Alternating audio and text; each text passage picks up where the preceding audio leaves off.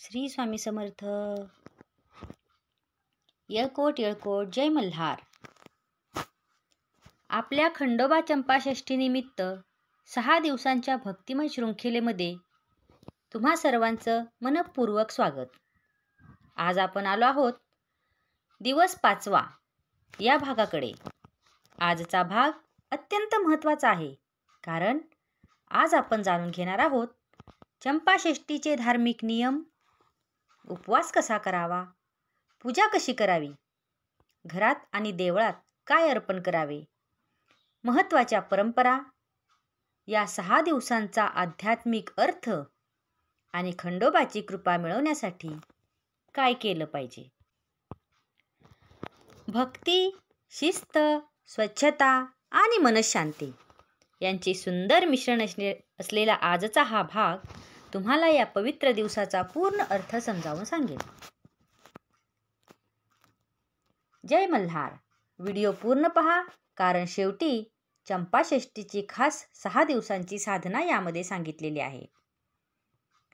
चंपाषष्ठी म्हणजे काय? अगदी थोडक्यात, चंपाषष्ठी म्हणजे खंडोबाने मणिमल्ल राक्षसांचा वध करून धर्माचा विजय प्रस्थापित केलेला दिवस. या दिवसापूर्वीचे 6 दिवस शुद्धता, उपवास, नियम आणि भक्तीचे प्रतीक आहेत.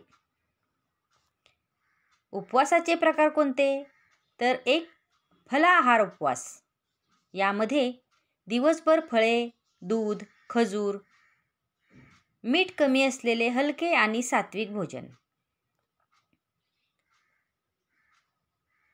दुसरा आहे साधा उपवास.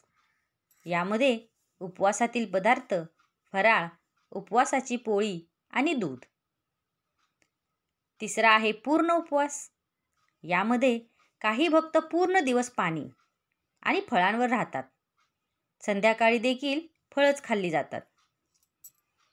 या उपवासाचा हेतू काय असेल बरे? तर शरीर शुद्ध करणे, मन शांत ठेवणे आणि देवाशी असलेलं आपलं भावनिक नातं मजबूत करणे. चंपाषष्ठीपूर्वी 6 दिवसांची साधना केली जाते. यामध्ये पहिले आहे सात्विकता.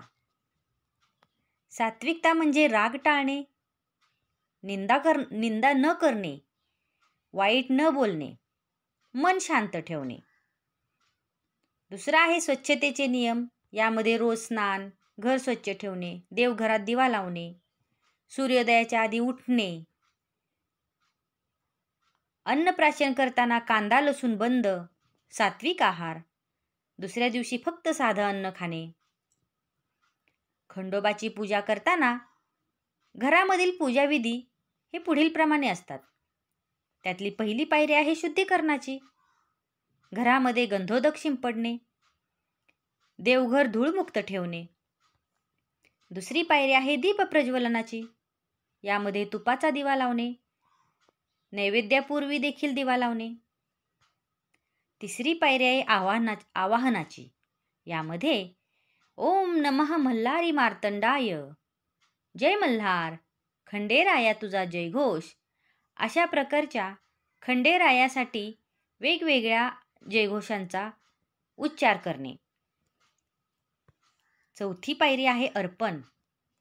यामध्ये खंडेरायाला हळद कुंकू, पिवळा बुक्का, बेलपत्र, धूप, दीप, नैवेद्य, पिठलं भाकरी, खीर, तूप, भात आणि पोहे यासारख्या गोष्टी अर्पण करायच्या असतात. पंचोपचार पूजेमध्ये शुद्ध जल, गंध, अक्षता, फुले, दीप हे अर्पण केलं जातं. देवळातील महापूजेमध्ये जेजुरी असो किंवा स्थानिक मंदिर असो, यावेळी पाद्य, अर्घ्य, आचमन, पंचामृत स्नान, भस्म आणि बुक्क्यांचा अलंकार, तलवार आणि वाघ नखाला अर्पण केला जातो. आरती, लिंबू नारळासह पुरणपोळी किंवा भाताचा नैवेद्य. यावेळी जय मल्हारचा नाद हा मंदिर अगदी भरून टाकतो. चंपाषष्ठीची परंपरा ही खूपच महत्त्वाची आहे. यामध्ये बुक्क्याची उधळण केली जाते. बुक्क्याच्या उधळणीमुळे सूर्यशक्तीचे प्रतीक बुक्क्याची उधळण म्हणजे सूर्यशक्तीचे प्रतीक आहे. त्यामुळे अंधकाराचा नाश होतो आणि शुभतेचे स्वागत होते. तलवार आणि घोड्याची पूजा केल्याने खंडोबा म्हणजे युद्धदेव, न्याय, पराक्रम आणि संरक्षण होते. मानाची पालखी ही खंडोबाची शक्ती आणि प्रेम लोकांपर्यंत पोहोचवणारी परंपरा आहे. घरातील देवी देवतांचे आवाहन, म्हाळसादेवी मातेचे पूजन, कुटुंबातील शांतता आणि समृद्धीसाठी प्रार्थना केली जाते.